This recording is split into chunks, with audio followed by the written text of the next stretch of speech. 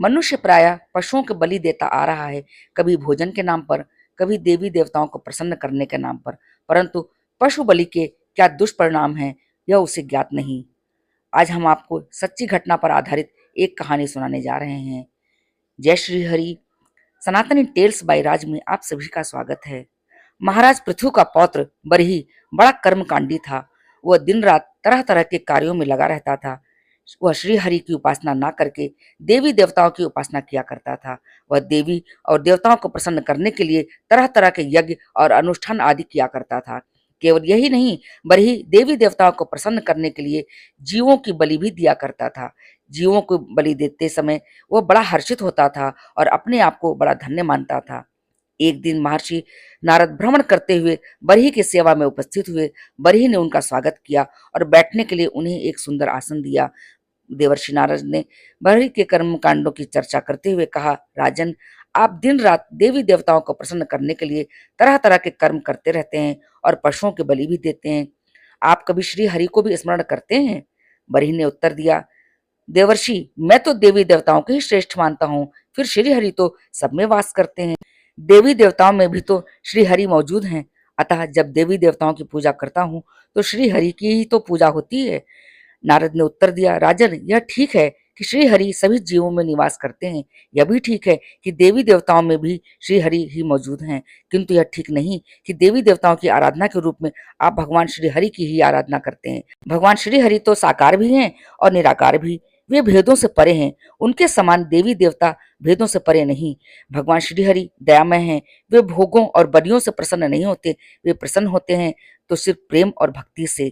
मनुष्य को देवी और देवताओं की पूजा छोड़कर भगवान श्री हरि के ही चरणों में प्रेम करना चाहिए, उन्हीं में अपना मन रवाना चाहिए।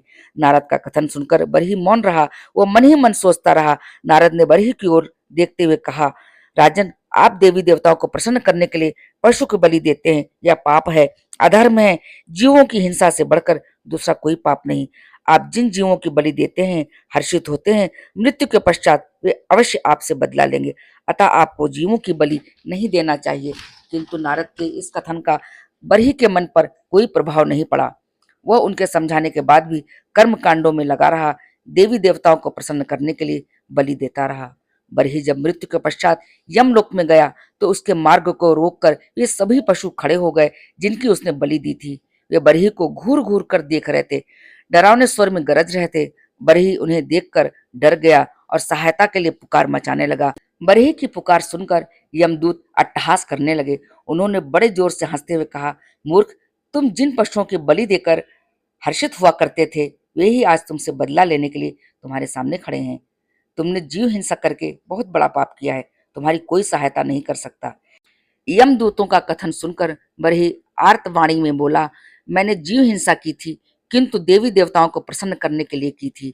यमदूतों ने उत्तर दिया, मूर्ख, कोई भी देवी और देवता बलि से प्रसन्न नहीं होता। मनुष्य अपने मन के विकारों के कारण ही देवी देवता को बलि दिया करते हैं।